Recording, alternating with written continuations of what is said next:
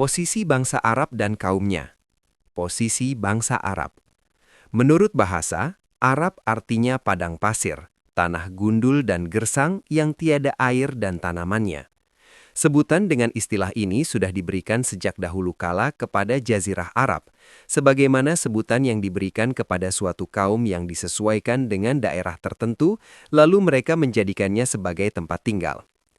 Jazirah Arab dibatasi Laut Merah dan Gurun Sinai di sebelah barat. Di sebelah timur dibatasi Teluk Arab dan sebagian besar negara Irak bagian selatan. Di sebelah utara dibatasi Laut Arab yang bersambung dengan Lautan India. Di sebelah utara dibatasi negeri Syam dan sebagian kecil dari negara Irak, sekalipun mungkin ada sedikit perbedaan dalam penentuan batasan ini. Luasnya membentang antara 1 juta mil sampai 1.300.000 mil. Jazirah Arab memiliki peranan yang sangat besar karena letak geografis. Sedangkan dilihat dari kondisi internalnya, Jazirah Arab hanya dikelilingi gurun dan pasir di segala sudutnya. Karena kondisi seperti inilah yang membuat Jazirah Arab seperti benteng pertahanan yang kokoh, yang tidak memperkenankan bangsa asing untuk menjajah, mencaplok, atau menguasai bangsa Arab. Oleh karena itu, kita bisa melihat penduduk Jazirah Arab yang hidup merdeka dan bebas dari segala urusan semenjak zaman dahulu. Sekalipun begitu, mereka tetap hidup berdampingan dengan dua imperium yang besar saat itu, yang serangannya tak mungkin bisa dihalangi andai kata tidak ada benteng pertahanan yang kokoh seperti itu. Sedangkan hubungan dengan dunia luar, Jazirah Arab terletak di benua yang sudah dikenal semenjak dahulu kala, yang mempertautkan daratan dan lautan.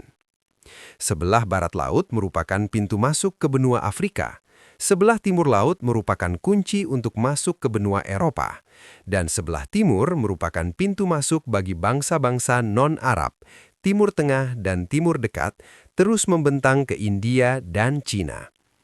Setiap benua mempertemukan lautnya dengan Jazirah Arab, dan setiap kapal laut berlayar tentu akan bersandar di ujungnya. Karena letak geografisnya seperti itu, sebelah utara dan selatan dari Jazirah Arab menjadi tempat berlabuh berbagai bangsa untuk saling tukar-menukar perniagaan, peradaban, agama, dan seni. Kaum-kaum bangsa Arab. Ditilik dari silsilah keturunan dan cikal bakalnya, para sejarawan membagi kaum-kaum bangsa Arab menjadi 3 bagian, yaitu 1. Arab Ba'idah, yaitu kaum-kaum Arab terdahulu yang sejarahnya tidak bisa dilacak secara rinci dan komplit, seperti Ad, Samud, Tashem, Jadis, Imlak, dan lain-lainnya. 2. Arab Aribah, yaitu kaum-kaum Arab yang berasal dari keturunan Ya'rub Yasjub bin Qohtan atau disebut pula Arab Qohtaniyah. 3. Arab Musta'robah, yaitu kaum-kaum Arab yang berasal dari keturunan Ismail yang disebut pula Arab Adnaniyah. Tempat kelahiran Arab Aribah atau kaum Qohtan adalah negeri Yaman, lalu berkembang menjadi beberapa kabilah dan suku. Yang dikenal adalah 2 kabilah. 1. Kabilah Himyar yang terdiri dari beberapa suku terkenal yaitu Zaid al-Jumhur, Kudo'ah, dan Sakasik. 2. Kahlan yang terdiri dari beberapa suku terkenal yaitu Hamdan, Amnar, Toyi, Mazjih, Kindah, Laham, Juzam, Uzet, Aus, Khosraj, dan anak keturunan Jafnah Raja Syam. Suku-suku Kahlan banyak yang hijrah meninggalkan Yaman, lalu menyebar ke berbagai penjuru jazirah sebelum ada bencana karena kegagalan mereka dalam perdagangan sebagai akibat dari tekanan bangsa Romawi dan tindakan mereka yang menguasai jalan perdagangan lewat laut dan setelah mereka menghancurkan jalan darat serta berhasil menguasai Mesir dan Syam. Juga tidak menutup kemungkinan jika hal itu sebagai akibat dari persaingan antara suku-suku Himyar dan Kahlan yang disudahi dengan menetapnya suku-suku Himyar dan kepindahan suku-suku Kahlan. Suku-suku Kahlan yang berhijrah bisa dibagi menjadi 4 golongan. 1. Udh. Hijrah mereka langsung dipimpin pemuka dan pemimpin mereka, Imron bin Amru Muzaikiah. Mereka berpindah-pindah di negeri Yaman dan mengirim para pemandu, lalu berjalan ke arah utara. Setelah sekian lama mengadakan perjalanan, akhirnya mereka berpencar ke beberapa tempat. Sa'labah bin Amru dari Al-Ust menuju Hijaz, lalu menetap di daerah yang diapit Sa'labiyah dan Zikor. Setelah anaknya besar dan kuat, dia pindah ke Madinah dan menetap di sana. Di antara keturunan Sa'labah ini adalah Aus dan Khazraj, yang merupakan dua dari anak Haritsah bin Sa'labah. Di antara keturunan mereka yang bernama Haritsah bin Amru atau Khuza'ah dan anak keturunannya berpindah ke Hijaz, hingga mereka menetap di Mur Az-Zahran, yang selanjutnya menguasai Ana Suci dan mendiami Mekah. Sedangkan Imron bin Amru singgah di Oman, lalu bertempat tinggal di sana bersama anak-anak keturunannya, yang disebut Ust Oman. Sedangkan kabilah-kabilah Nasd bin Al-Ust menetap di Tihamah, yang disebut Ust Shanu'ah. Jafna bin Amru pergi ke Syam dan menetap di sana bersama anak keturunannya. Dia dijuluki Abul Muluk Al-Ghasasanah, yang dinisbahkan kepada mata air di Hijaz, yang dikenal dengan nama Gasan. Sebelum itu mereka singgah di sana, sebelum akhirnya pindah ke Syam. 2. Laham dan Juzdam. Tokoh di kalangan mereka adalah Nasr bin Rabi'ah, pemimpin Raja-Raja Al-Munzir di Hirah. 3. Bani Toyi. Mereka berpindah ke arah utara hingga singgah di antara dua gunung, Aja dan Salma, dan akhirnya menetap di sana hingga mereka dikenal dengan sebutan Al-Jabalani, atau dua gunung, di Gunung Toyi. Kindah, mereka tinggal di Bahrain, lalu terpaksa meninggalkannya dan akhirnya singgah di Hadramaut. Namun nasib mereka tidak jauh berbeda saat berada di Bahrain, hingga mereka pindah lagi ke Najd. Di sana mereka mendirikan pemerintahan yang besar dan kuat, tetapi secepat itu pula mereka punah dan tak meninggalkan jejak. Di sana masih ada satu kabilah dari Himyar yang diperselisihkan asal keturunannya, yaitu Kuda'ah. Mereka hijrah meninggalkan Yaman dan menetap di pinggiran Irak. Tentang Arab Musta'arabah, cikal bakal kakek mereka yang tertua adalah Ibrahim alaihi salam, yang berasal dari negeri Irak, dari sebuah daerah yang disebut Ar, berada di pinggir barat Sungai Eufrat, berdekatan dengan Kufah. Cukup banyak penelusuran dan penelitian yang kemudian disajikan secara terinci mengenai negeri ini, keluarga Ibrahim alaihi salam, kondisi religius dan sosial di negeri tersebut. Sudah diketahui bersama bahwa Ibrahim alaihi salam hijrah dari Irak ke Haran atau Huran, termasuk pula ke Pakistan, dan menjadikan negeri itu sebagai pijakan dakwah beliau. Beliau banyak menyusuri negeri ini dengan setitik harapan, hingga akhirnya beliau sampai ke Mesir. Fir'aun, penguasa Mesir, merekayasa dan memasang siasat buruk terhadap istri beliau, Sarah. Namun Allah justru mengembalikan jerat itu ke lehernya sendiri, hingga akhirnya Fir'aun tahu kedekatan hubungan Sarah dengan Allah. Untuk itu dia menghadiahkan putrinya, Hajar, menjadi pembantu Sarah, sebagai pengakuan terhadap keutamaan Sarah. Dan akhirnya Sarah mengawinkan Hajar dengan Ibrahim. Ibrahim alaihi salam kembali ke Palestina, dan Allah menganugerahkan Ismail dari Hajar. Sarah terbakar api cemburu. Dia memaksa Ibrahim untuk melenyapkan Hajar dan putranya yang masih kecil, Ismail. Maka beliau membawa keduanya ke Hijaz dan menempatkan mereka berdua di suatu lembah yang tidak ditumbuhi tanaman, tepatnya di dekat Baitul Haram, yang saat itu hanya berupa gundukan-gundukan tanah. Rasa gundah mulai menggayuti pikiran Ibrahim. Beliau menoleh ke kiri dan kanan, lalu meletakkan putranya di dalam tenda, tepatnya di dekat mata air Zam-Zam. Saat itu di Mekah belum ada seorang pun manusia, dan tidak ada mata air. Beliau meletakkan geribah, wadah air, di dekat Hajar dan Ismail, juga korma. Setelah itu beliau kembali lagi ke Palestina. Beberapa hari kemudian, bekal dan air sudah habis, sementara tidak ada mata air yang mengalir.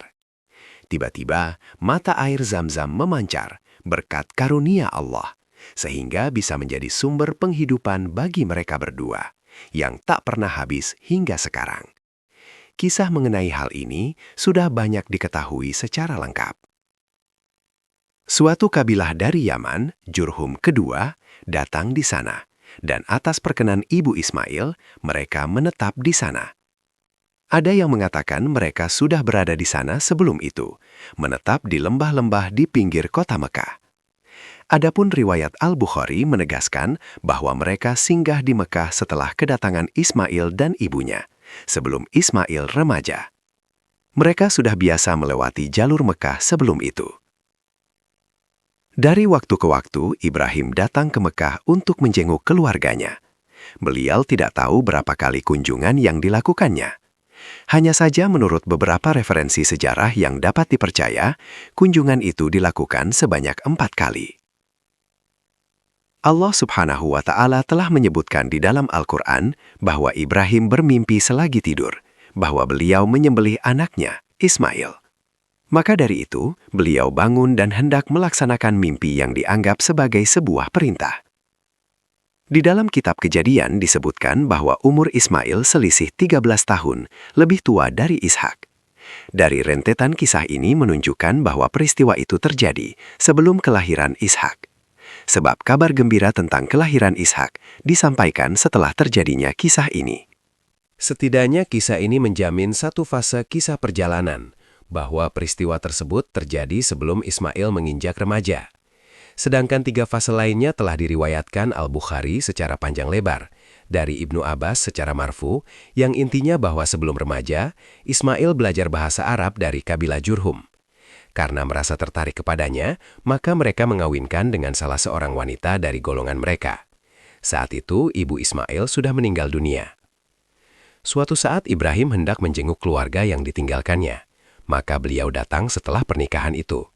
Tatkala tiba di rumah Ismail, beliau tidak mendapatkan Ismail. Maka beliau bertanya kepada istrinya bagaimana keadaan mereka berdua. Istri Ismail mengeluhkan kehidupan mereka yang melarat. Maka Ibrahim menitip pesan agar istrinya menyampaikan kepada Ismail untuk mengubah palang pintu rumahnya. Setelah diberitahu, Ismail mengerti maksud pesan ayahnya.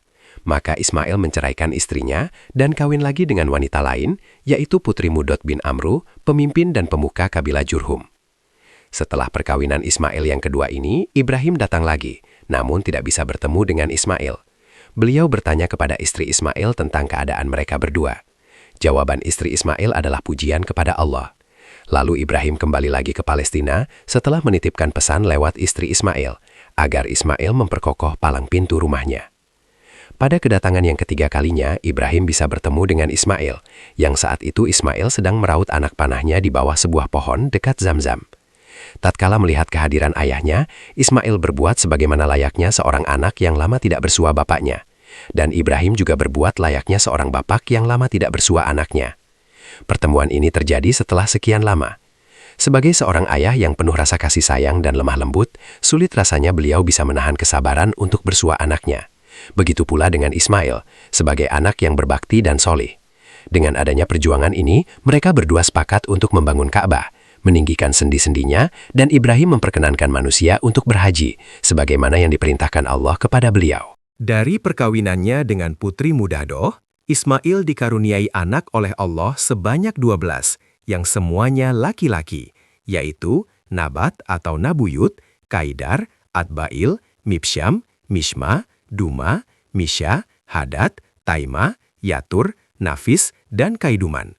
Dari mereka inilah kemudian berkembang menjadi 12 kabilah, yang semuanya menetap di Mekah untuk sekian lama.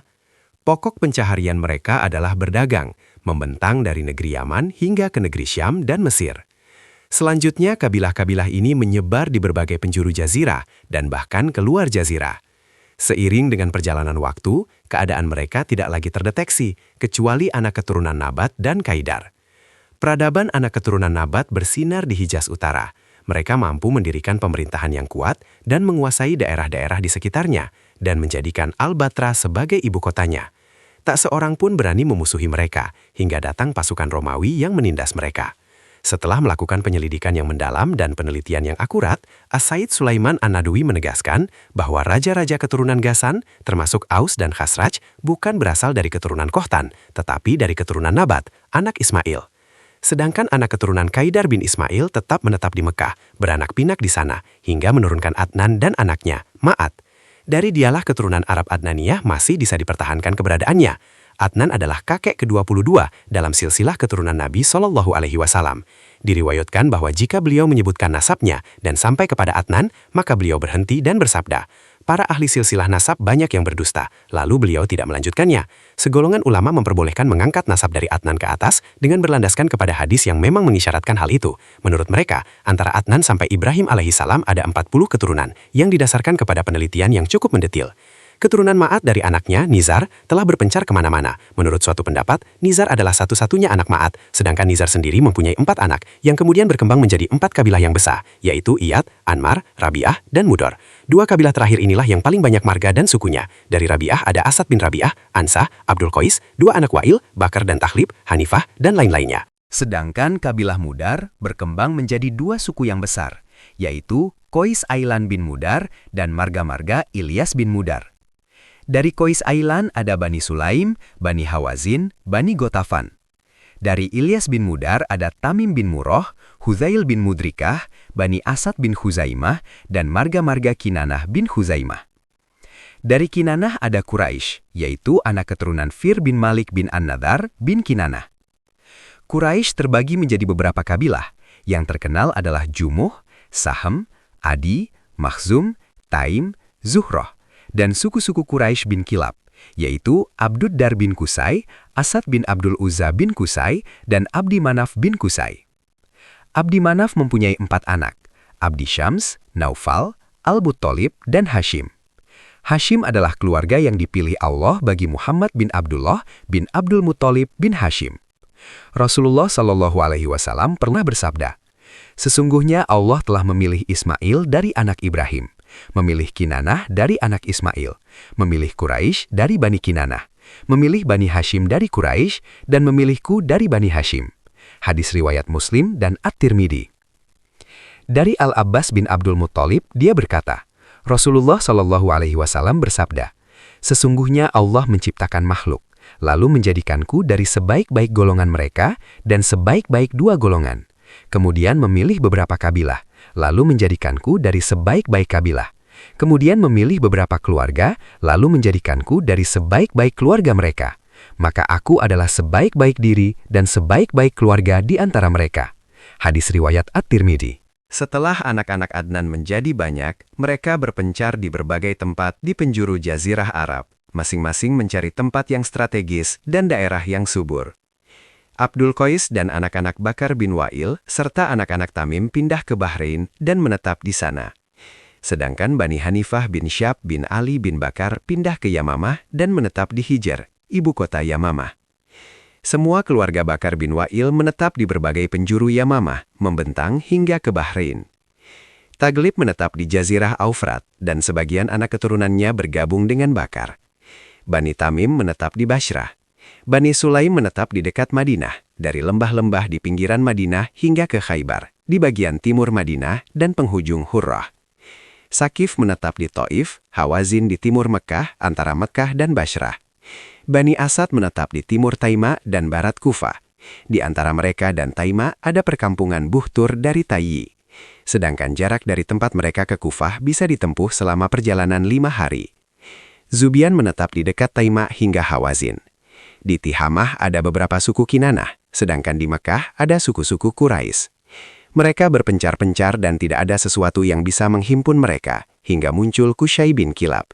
Dialah yang telah menyatukan mereka dan membentuk satu kesatuan yang bisa mengangkat kedudukan mereka.